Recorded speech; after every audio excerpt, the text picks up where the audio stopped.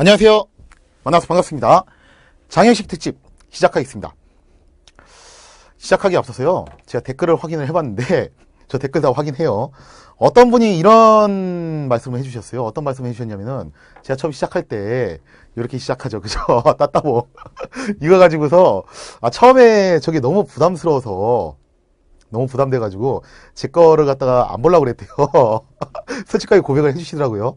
그러다가 내용 들어보니까 괜찮아가지고, 계속 보게 되었습니다. 라고 이렇게 댓글을 달아주셨는데, 이거 제가 처음 듣는 얘기가 아니거든요.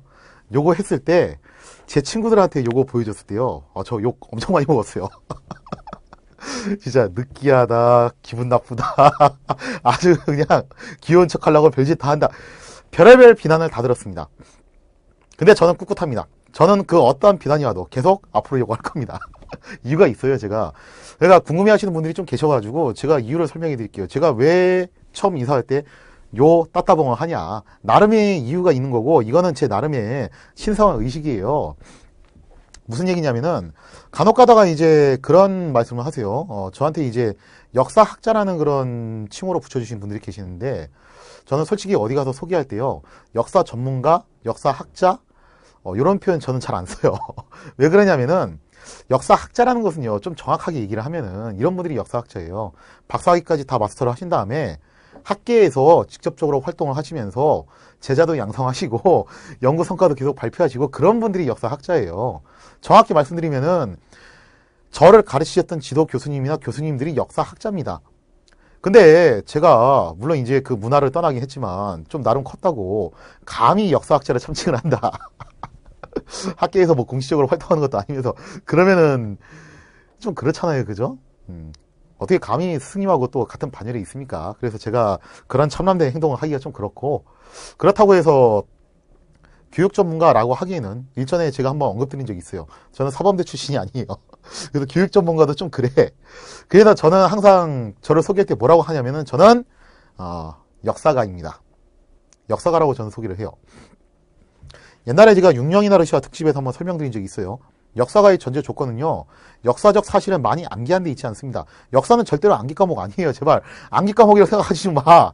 역사는 분석하고 탐구하고 통찰하는 겁니다. 역사란 무엇인가라고 하면은 딱 한 단어로 요약했을 때 바로 통찰력이에요. 통찰력이 있는 사람이 역사가고 통찰력이 없는 사람은 역사가가 아닙니다.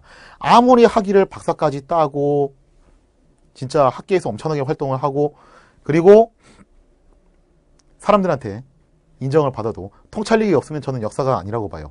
그건 역사학자면 학자지 통찰력은 역사가라고 볼 수는 없습니다.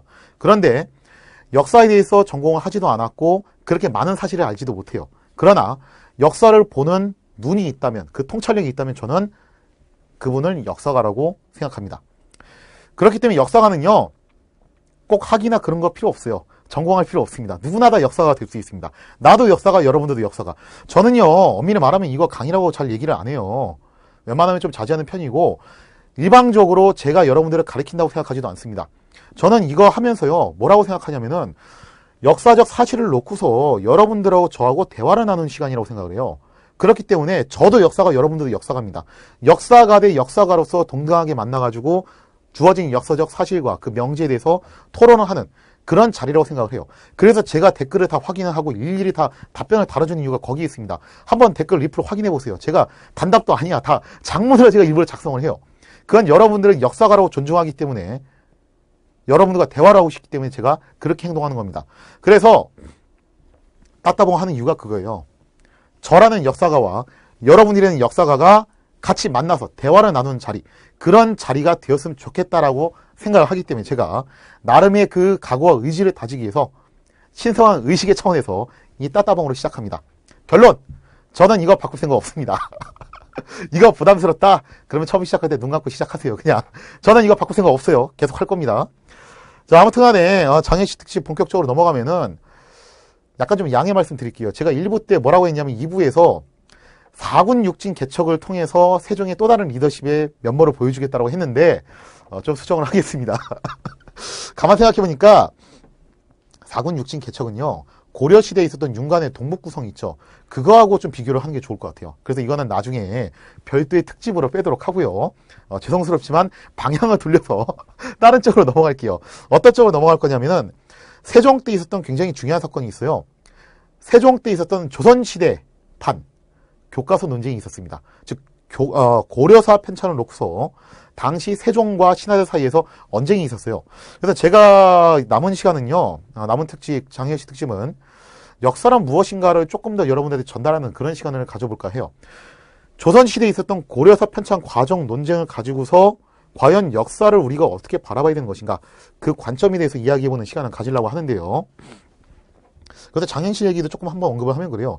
장현실 이때 당시에 과학적으로 굉장히 많은 기여를 했죠. 그죠? 그러면서 장현실 개발했던 게 뭐냐면은 갑인자라는 게 있습니다. 활자인데 세종 때 만들어진 갑인자. 그걸 장현실이 이제 만들었다고 알려져 있어요.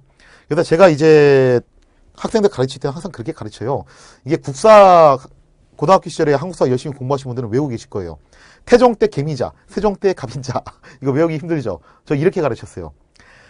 개미자의 미자와 갑인자의 인자를 따가지고 미인, 그리고 태종의 태자와 세종의 세자를 따서 태세. 그래서 미인태세다. 이런 식으로 이제 가르쳤던 기억이 나는데, 저희는 뭐 어차피 암기하는 거 아니니까 암기하실 필요 없고, 국사책이 잘 안 나오지만, 국사책이 잘 안 나오지만, 세조 때 또 을해자라는 활자가 또 개발이 됩니다. 원래 이 고려사는요, 세종 때 사실상 완성이 돼서 문종 1년에 편찬을 하려고 했는데, 이게 좀 잘 안 됐어요, 진행이. 그러면서 성종 때 다시 또 이제 간행을 하려고 하는 거거든요. 간행을 할 때 성종이 물어봐요. 활자를 어떤 걸 쓰면 좋겠냐 했을 때 신하들이 가장 좋은 활자는 옛날에 장현실이 만들었던 갑인자가 제일 좋고, 그 다음에 또 좋은 활자가 세조 때 만들었던 을해자도 좋습니다.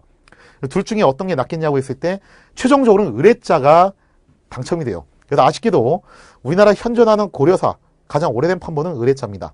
그래서 갑인자로 했으면 좀 장현실이 고려사 만드는데 좀 약간 기여를 하는 건데, 기술적으로. 그죠? 그러나 직접적으로 기술적인 기여는 못하고 끝났어요. 근데 이 고려사가 만들어졌을 때 상당히 이제 논란이 많아요. 수정을 참 여러 번 거치게 되거든요. 왜 그러냐면은 그 역사를 보는 관점, 그리고 역사를 서술하는 그 방식에 대해서 세종과 신하들 사이에서 끝없는 논쟁이 일어납니다. 세종은 이거는 역사 왜곡이다. 아니 이런 식으로 자꾸 잘못된 기술하면 어떻게 하냐. 그러나 신하들은 안 됩니다. 아니 그러면 우리 조선의 그 건국 정당성이 침해를 받지 않습니까? 어쩔 수 없이 이렇게 써야 됩니다. 그러면서 특히 직사라는 것을 문제를 두고서 굉장히 논쟁이 벌어졌어요. 근데 우리가 이 고려사 그 편찬 과정을 이해하려면요, 정사라는 체계를 알아야 돼요. 우리나라에서 현존하는 가장 오래된 정사는 삼국사기죠. 그죠? 근데 이 삼국사기가 뭘 롤모델로 삼았냐면은 중국의 사마천이 저술한 사기를 롤모델로 삼았다는 겁니다. 자, 따라서 고려사 논쟁을 이해하기 위해서는 정사체계를 이해해야 되고, 정사체계를 이해하기 위해서는 어쩔 수 없이 중국사, 자, 고대 중국사에 등장하는 사마천의 생애를 이해할 필요가 있습니다. 그래서 제가 좀 긴 시간에 걸쳐서 좀 역사책 이야기를 할 거예요. 이번 시간에는 사마천의 생애, 그 다음에 다음 시간에는 삼국사기, 그 다음 시간에는 고려사 논쟁, 그리고 조선왕조실록은 어떻게 편찬되었는가까지 이렇게 좀 긴 시간에 걸쳐서 다뤄보고자 합니다. 조선시대에 있었던 조선판 교과서 논쟁, 과연 그 본질이 무엇이었는가? 자, 오늘은요, 사마천이라는 사람을 중심으로 한번 역사란 무엇인가를 다뤄보는 시간을 본격적으로 갖도록 하겠습니다. 일단 사마천이 살았던 시대가 언제냐면요, 지금으로부터 약 한 2000년 전이에요. 기원전 1세기경에 살았던 사람이거든요. 그때 당시 중국은요, 한이라는 왕조였습니다. 그리고 이때 중국의 황제는 누구였냐면은 그 이름도 유명한 무제. 우리나라 역사에서 절대로 잊을 수 없는 아주 악명 높은 한 무제 때 사마천이 활동을 했었습니다. 이 사마천이 쓴 역사서가 바로 사기인데, 이게 중국 정사, 흔히 이제 25사라고도 하고 뭐 26사라고도 하고 하는데, 그 중국 역사의 첫 스타트를 장식한 그 역사책이죠. 후대의 이 사마천의 사기는요, 굉장히 중요한 역할을 해요. 많은 역사서에 표본이 되고, 우리나라의 삼국사기를 쓸 때도 역시 사마천의 사기를 룰모델로 삼았다는 거예요. 그러면 우리가 이 사마천이라는 사람의 생애를 좀 알 필요가 있는데, 이 사마천이라는 사람의 누구의 아들이었냐면은 사마담이라는 사람의 아들이었습니다. 사마담은요, 당시 직책이 뭐였냐면은 태사령이었어요. 태사령이 요즘으로 따지면은 도서관장이라고 하기에는 좀 스케일이 크고 국가기록원장 한 요쯤 되는 사람이었어요. 여러 개의 서적과 왕실 그 도서들을 관리하는 그런 사람이었는데 사마담이 이런 서적들을 접하게 되면서 한 가지 원대한 목표를 세웁니다. 지금 이런 고대 기록들이 중구난방으로 뒤죽박죽 있는데 이거를 어떻게 하자, 정리해서 하나의 책으로 만들어보자. 그게 바로 사기입니다. 즉 사기를 사마천 혼자 한 게 아니라 아버지 때부터 내려줘온 수건 사업이었어요. 당연히 자기 아들인 사마천하고 같이 했겠죠. 근데 한참 이제 부자간에 하다가 결국에는 아버지인 사마담 때 일이 다 끝나지 못하고 사마담이 세상을 떠나게 됐습니다. 그러면서 사마천에게 유언을 남겼어요. 아들아, 네가 반드시 이 사기를 완성시켜다오. 그러자 아버지가 막 그렇게 유언을 남기니까 사마천이 눈물을 흘리면서 제가 꼭 이거 완성시키겠습니다 했겠죠. 그리고 사마천이 아버지의 자리의 뒤를 이어서 태사령이 돼서 이 작업을 계속 이어나갔어요. 그런데 탄력받아서 잘 가다가 아주 중대한 사건이 발생을 합니다. 당시 한무제는요, 이름에서도 알 수 있다시피 되게 팽창주의자였어요. 그 중화의 위험을 선보이지 못해가지고 안달이 난 사람이었는데 동으로 서로 남으로 북으로 그냥 사방팔방으로 난리 부스를 쳤던 게 한무제입니다. 그래서 이때 우리나라 옛 조선을 멸망시켰던 게 한무제고 남쪽으로는 안남, 서쪽으로는 비단길, 그리고 북쪽으로는 흉노하고 전쟁을 펼쳤던 게 바로 한무제입니다. 당시 한무제가 흉노를 굴복시키기 위해서 원정을 떠나게 됐는데 장성 너머로 원정을 떠났어요. 근데 이 흉노와의 전쟁이요, 만만치 않아요. 왜냐면은 중국인하고 흉노하고는요, 아예 체제가 달라요. 중국은 농경국가죠. 그러니까 이 농경지를 보호하기 위해서 성을 쌓고 도시를 만드는 겁니다. 그래서 이 도시를 공략해서 점령하는 것이 관건이에요. 근데 흉노는 농사를 지어요? 안 짓죠. 그죠? 얘들은 유목이란 말이에요. 유목을 하니까 여기저기 돌아다녀요. 도시가 없어요. 이거 어떻게 잡을 거야. 그죠? 그런 걸 전혀 고려 안 하고 원정대를 보낸 겁니다. 근데 그때 원정대 장군 중에서 이릉이라는 장군이 있었습니다. 굉장한 명장이었는데 약 한 5,000명의 병력을 이끌고서 이 사람이 주력군도 아니었고 원래는 보조군대였어요. 다른 주력군들을 보조해주는 역할로 들어가게 됐는데 이 이릉 장군이 흉노 땅에서 상당히 혁혁한 전과를 올렸어요. 그런데 시간이 지나면 지날수록 전력이 고갈되기 시작합니다. 애초에 도시가 있는 지역이 아니에요. 그러니까 점령전이 안 되는 겁니다. 시간이 흐르면 흐를수록 전사자, 부상자는 늘어나고 심지어 보급품도 끊기고 그러면서 이 고원 한복판에서 흉노군에게 포위를 당하는 그런 운명을 맞이하게 됩니다. 여기서 이릉이 선택할 수 있는 선택지는 둘 중 하나예요. 마지막 한 명까지 싸우다가 장렬하게 죽을 것이냐, 아니면은 일단 항복해서 살고 볼 것이냐. 유사한 사례가요, 대략 한 1500년 후에 조선에서 또 벌어집니다. 여러분들 아시죠? 그죠? 그 조선에서 강홍익 장군이 사로파병 갔다가 명군대는 완전히 점멸당했고 후궁군에게 포위당했어. 거기서 그때 강홍익이 선택할 게 선택지가 뭐가 있겠습니까? 옛날에 제가 화정특집에서 설명했어요. 광해군이 그때 밀지를 내렸냐 안 내렸냐는 별로 안 중요해요. 밀지 여부를 떠나서 강홍익은 항복이냐 전멸이냐 둘 중 하나였어요. 선택지가. 그 선택지 중에서 결국 항복을 선택한 겁니다. 수많은 신하들이 비난을 했죠. 근데 광해군이 이거를 확실하게 가드를 쳐줘요. 이런 점은 광해군이 정말로 잘한 거예요. 아니 이건 경우가 아니지. 진짜 자기가 보내서 간 거고 상황이 어쩔 수 없이 항복할 수밖에 없는 상황이었는데 그럼 뭐 다 죽어야 되나? 그건 아니잖아요. 그죠? 그런데 중국에서는 좀 거꾸로 상황이 발생을 해요. 이런 점에서 진짜 한무제가 광해군보다 훨씬 더 가혹한 그런 행동을 하게 됐는데 이릉이 어쩔 수 없는 상황에서 항복을 했습니다. 그러자 한무제가 머리끝까지 화가 난 거예요. 아니 감히 지금 내 명령을 받고 가가지고 흉노를 정벌 못하고 그것도 모자라서 항복을 해버려? 감히 내 얼굴에 똥칠을 해? 저런! 당장 이릉의 처자식과 부모를 붙잡아라. 연좌제를 걸어서 처벌을 하려고 하는 겁니다. 아니 이건 좀 너무하지 않냐. 당시 신하들 사이에서 이런 분위기가 있었어요. 그러면서 사람들이 속으로는 이건 좀 너무 처사가 지나치다. 만약에 이런 식으로 연좌제 걸어서 다 처벌해버리면은 앞으로 누가 목숨 걸고 나라를 위해서 싸우겠냐. 그렇게 쑥덕쑥덕 거리긴 했는데 막상 말을 해요 못해요? 못하는 거예요. 한무지가 너무 무서워서 그 앞에다 대고서 말은 못하는 겁니다. 그런데 여기서 우리 마천이 형이 아주 용기 있게 가서 한마디 합니다. 사실 사마천이 이릉 장군하고 좀 친분이 있었어요. 그래서 이릉 장군의 성품을 알아요. 그리고 왜 항복을 할 수밖에 없었는지 그 정황도 파악하고 있다는 거예요. 그래서 사마천이 참다 못해서 한무지에게 결국 이야기를 합니다. 폐하! 이거는 너무 가혹한 처사입니다. 아니 이릉 장군이 솔직히 뭐 항복하고 싶어서 했겠습니까? 상황이 그런 상황인데 부하들을 다 죽일 수는 없잖아요. 그래서 항복한 거 아닙니까? 그리고 제가 평소 이릉 장군의 성품과 됨됨이를 보건데 그렇게 나라를 팔아먹고 배신할 위인이 아닙니다. 어쩔 수 없는 사정에서 이렇게 항복을 한 건데 그걸 가지고 연좌제를 걸어서 처자식을 처벌한다면은 세상 천지에 누가 나라를 위해서 목숨을 바치겠습니까? 폐하 부디 통척하여 주시옵소서. 자, 그러자 이 얘기를 듣던 한무제가 뭐라고 했을 것 같아요? 야, 마천이 너 의리 있다 진짜. 그래, 남자는 의리가 있어야지. 의리 너 의리 있어. 브라보. 이랬을 것 같아요. 천만의 말씀. 한무제가 완전히 화가 난 거예요. 야! 너 장난해 지금? 내 말이 우습게 들린다 이거지. 당장 저 사마천이라는 놈을 어떻게 해라. 감옥에 가둬라. 자, 감옥에 가둬놓고 사마천에 대한 처벌을 하게 됐는데 한무제가 객관식 문제를 냅니다. 자기 나름대로 이제 배려를 한다고 객관식을 냈는데 여기서 한무제의 심수보가 얼마나 사나운지가 나와요. 야, 마천이 너 잘 들어봐.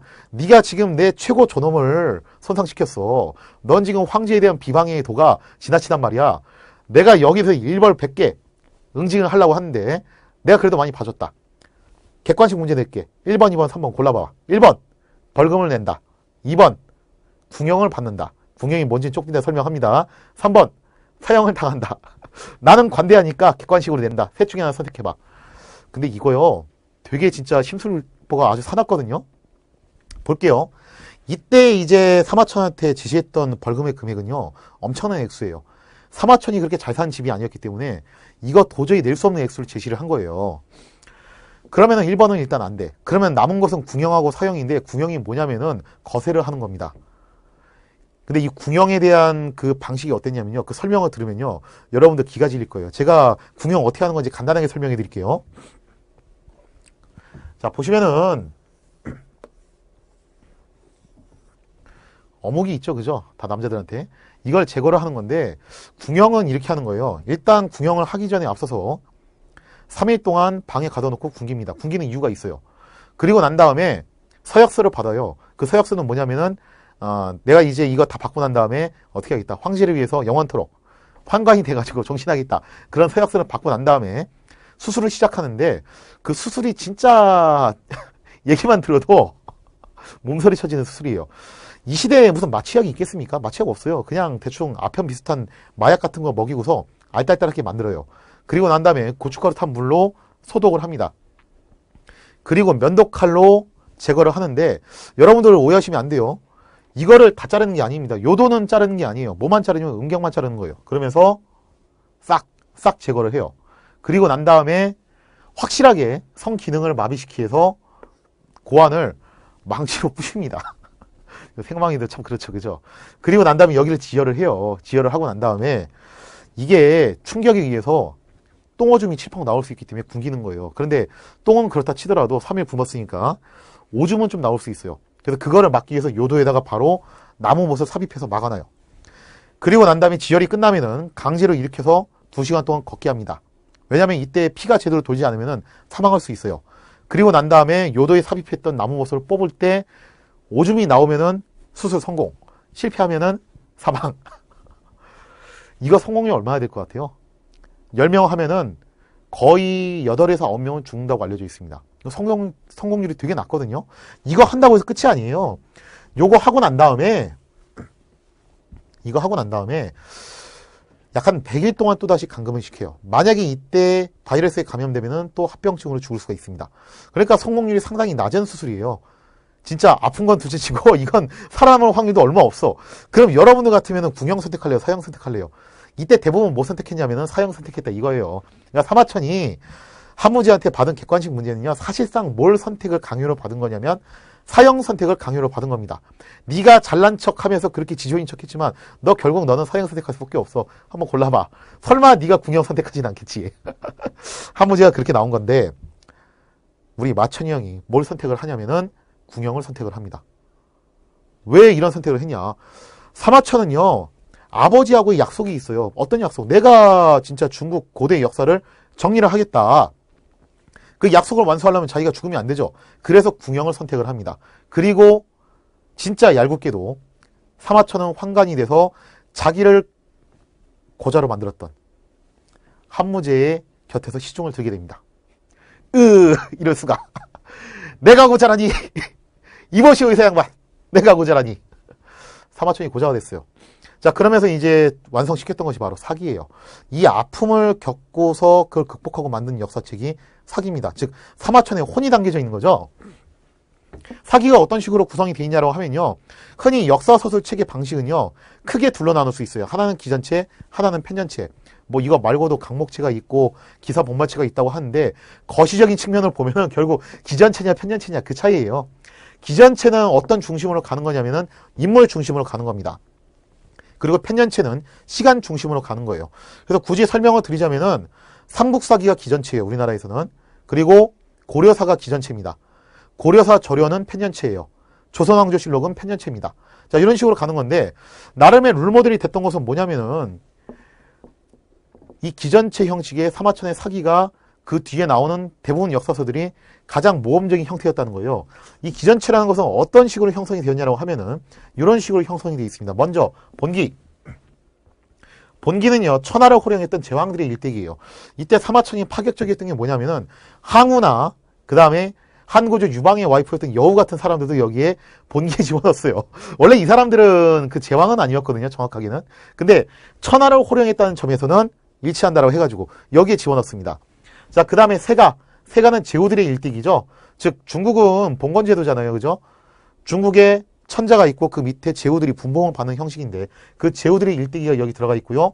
그 다음에 열전은 인물들의 일대기인데 여기 이제 주변 이민족들도 여기 집어넣었어요. 뭐 흉노라든지 그 다음에 이제 남월이라든지 그 다음에 조선이라든지 이런 게 들어가 있는데 우리나라 역사도 여기 포함되어 있습니다.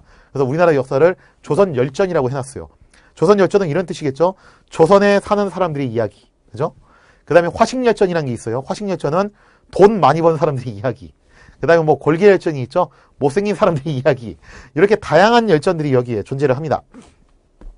근데 이렇게 인물 중심으로 가다 보면은 뭐가 먼저고 뭐가 나중인지 좀 알기가 애매해져요. 그래서 연표를 제작을 했습니다. 시간의 흐름에 따라서 어떤 사건이 먼저였고 어떤 사건이 나중이었는지 연표를 제작해줬고요.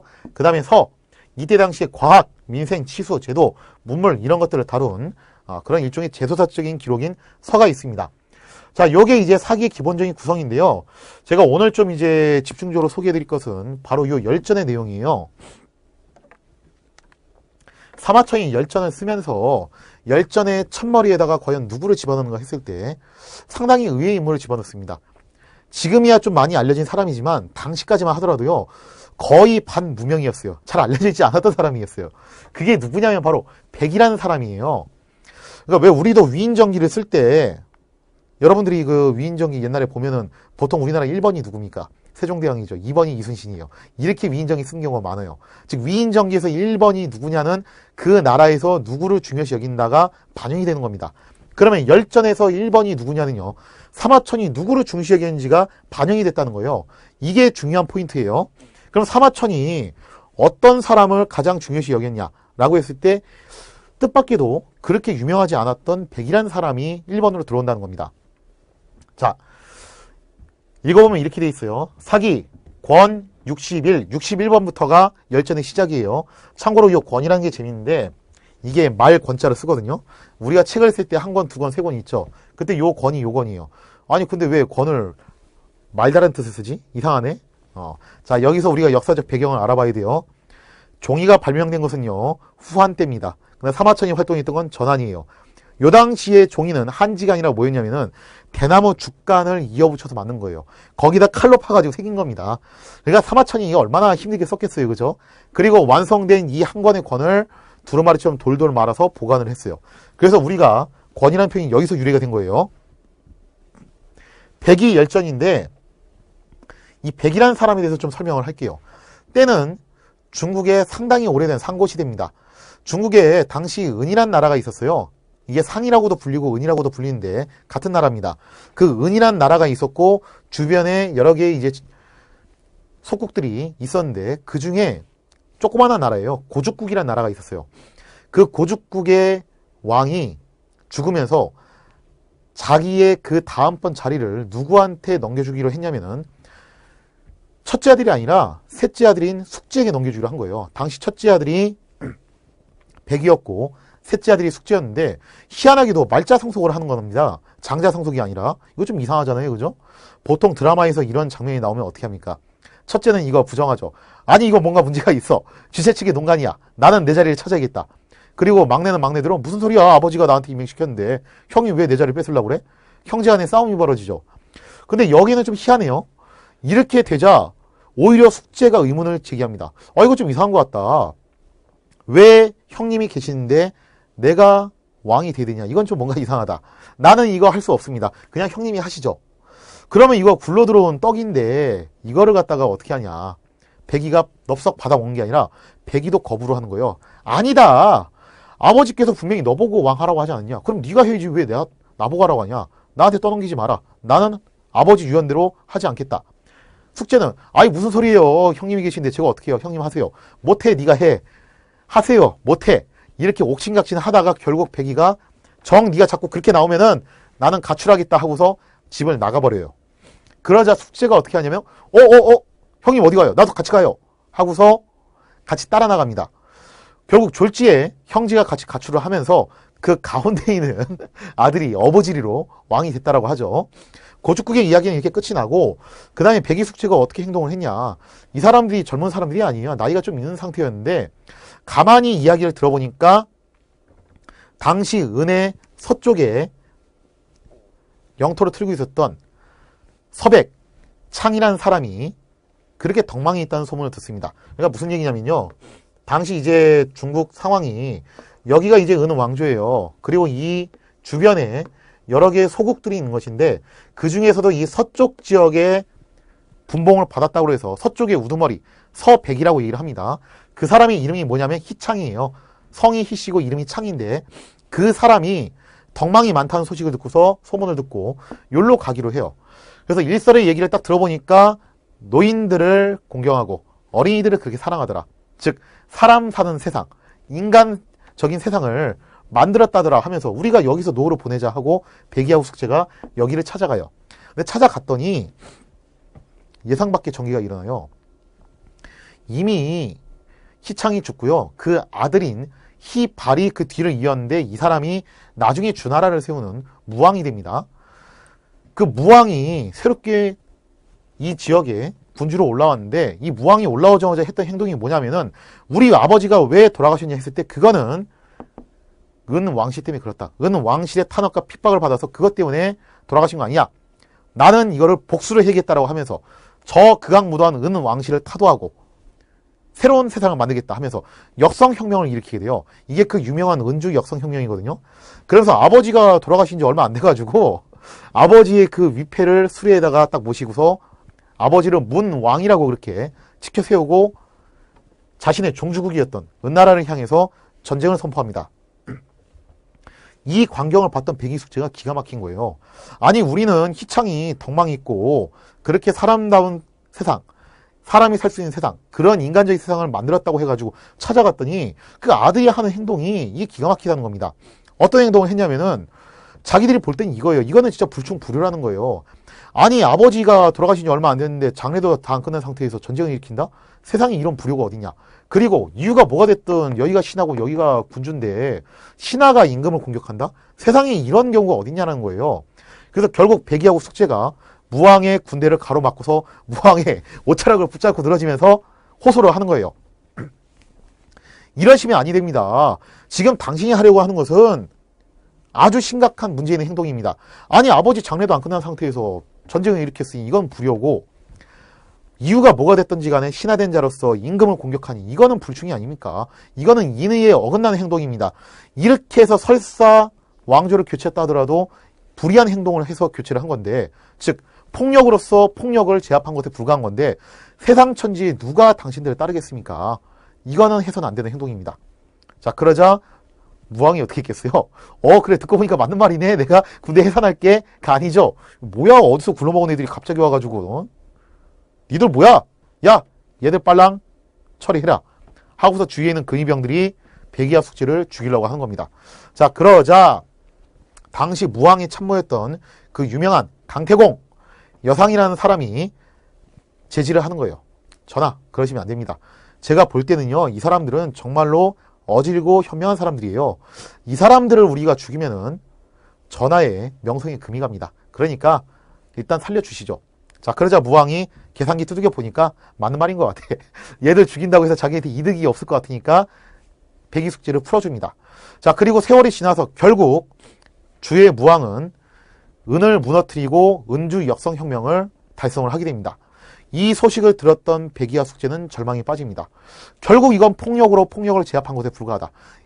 불충하고 불의한 짓을 저질러서 정권을 창출해냈으니 우리가 어떻게 이 세상에서 살 것인가. 그러면서 이 백이와 숙제가 수양산으로 들어가서 뭐라고 약속을 하냐면 우리는 주나라에서 나오는 쌀은 한 털도 먹지 않겠다. 그렇게 맹세를 하면서 고사리만 따먹다가 결국 굶어 죽게 됩니다. 그 이야기를 사마천이 열전 제1천마리에 넣었어요. 왜 이 이야기를 넣냐. 사실 별로 유명한 이야기도 아니었고 백이 숙제가 그렇게 역사적으로 중요한 일을 한 것도 아니었어요. 왜 여기다 넣냐. 그 이유를 설명을 해줘요. 이게 진짜 명문인데 이렇게 얘기를 합니다. 혹왈, 혹자가 말하기를 뭐라고 하냐면은 천도무친 상여선인. 하늘의 도리는 친함이 없대요. 즉 편애함이 없다는 겁니다. 다만 상여선인이에요. 상을 줄 뿐인데 누구한테 주냐면은 선한 사람한테 상을 준다는 겁니다. 즉 권선징악을 얘기를 하는 거예요. 하늘은 공평하기 때문에 편애하지 않고 착한 사람에게 상을 주고 악한 사람한테 벌을 주더라 라고 하는데 여기서 끊깁니다. 말이.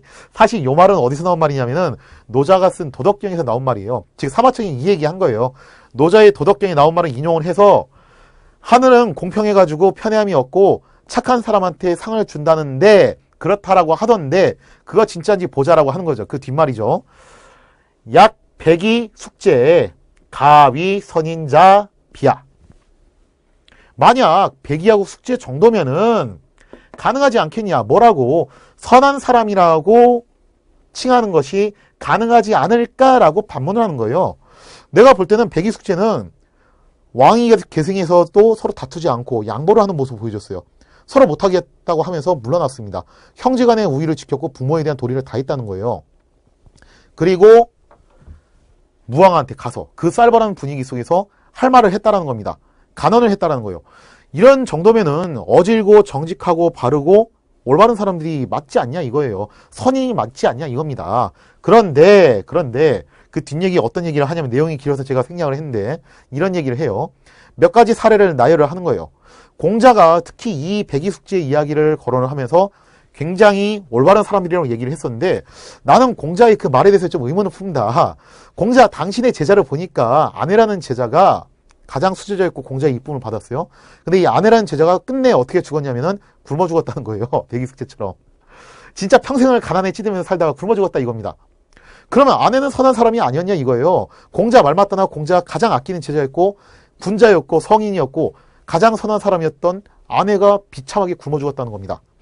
그리고 동시대에 살았던 도척이라는 악당은 패거리를 몰고 다니면서 사람을 죽이고 약탈을 하고 심지어 사람의 간을 끄집어내서 반찬을 삼고 그런 악랄한 행동을 저질렀던 그 도척이라는 인간은 천수를 누리다 죽었다는 겁니다.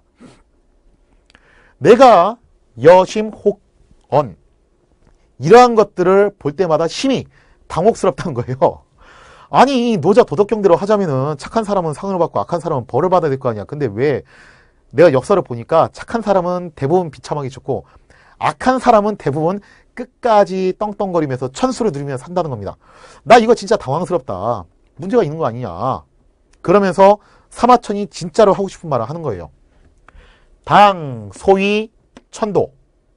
이른바 하늘의 도리라는 것은 이게 핵심이에요. 시야 비야. 기냐 안 기냐. 기여 안 기여. 깁니까 안 깁니까. 맞아 틀려. 맞냐 틀리냐고 물어보는 거예요. 제가 왜 기야 안 기야 그 얘기 하냐면은 저 중국사 교수님이 이 얘기 해도 될라나 모르겠어. 충청도 분이셨어요.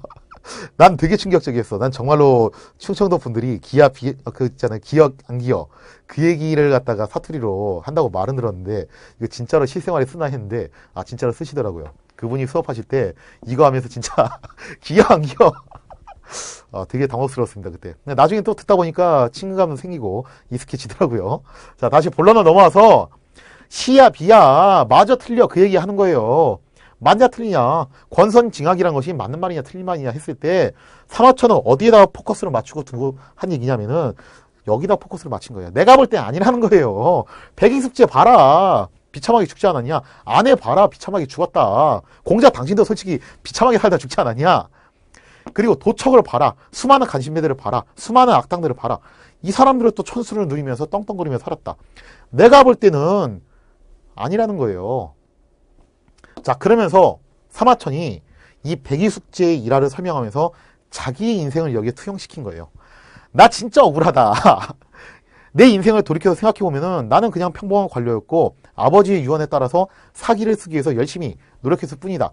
그런데 이릉 장군의 그 사건이 일어났을 때 이거 너무 말이 안 되고 부당하더라. 남들은 다 겁먹고 여기에 대해서 말을 못할 때 나 혼자 용기를 내서 당당히 얘기했다. 아니 내가 솔직히 못할 만 했냐. 평상시에 내가 그 사람 됨됨이로 봤을 때 그럴 사람이 아니었고 우리 황제가 너무 지나치게 처벌을 하려고 하니까 거기에 대해서 한마디 했을 뿐인데 그 결과가 뭐였냐는 거예요. 하늘이 나한테 상을 줬냐 했을 때 아니라는 겁니다. 결국 내가 고자가 되지 않았냐. 이걸 도대체 어떻게 설명할 거냐 이거예요. 만약에 백이숙제도요. 백이숙제도 공자가 언급하지 않았으면 이 사람도 묻히고 끝났어요. 근데 공자가 의로운 사람이라고 이야기를 해줬기 때문에 그나마 백이숙제가 알려졌다는 겁니다. 나는 이걸 봤을 때 하늘의 도리는 공평하지 못하다고 생각한다. 하늘이 공평하게 해주지 못하면 누가 공평하게 해주겠다. 내가 공평하게 만들어주겠다. 그래서 다시는 백이숙제 같은 사람들이 역사 속에 파묻히지 않도록 내가 이런 사람들을 찾아내서 명확하게 무엇을 잘했는지 기록해주겠다. 그리고 도척 같은 그런 악당들도 미화되지 않고 사람들한테 기억에서 잊혀지지 않도록 그 사람들의 악행들, 궤적을 명확하게 기록을 해서 사람들한테 만세토록 전하도록 하겠다. 내가 그 목적으로 이 사기를 쓴 것이다. 사마천이 사기를 쓰면서 자신의 그 목적을 밝히는 순간입니다. 자, 이게 왜 중요하냐면요. 역사를 볼 때요. 가장 중요한 건요. 일단 그 역사가가 중요해요. 이 역사 책 쓴 사람이 누구냐는 거죠. 그 다음에 두 번째로 중요한 거는 그 사람이 살았던 시대가 중요합니다.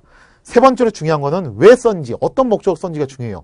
이 세 가지를 파악하지 않고 역사서를 접하는 건요. 굉장히 위험한 행동이에요. 바꿔서 말하면요. 우리가 앞으로 이제 또 제가 계속 설명드릴 삼국사기, 고려사, 조선왕조실록 다 마찬가지예요. 일단 누가 썼냐? 편찬자가 중요하고 언제 썼냐? 정확히 말하면 그 쓰여졌던 시대가 어느 시대였냐가 중요해요. 그리고 무슨 목적으로 썼냐가 중요합니다. 그거를 알지 못하고 역사서를 접하면은 우리는 왜곡된 역사를 볼 수밖에 없어요.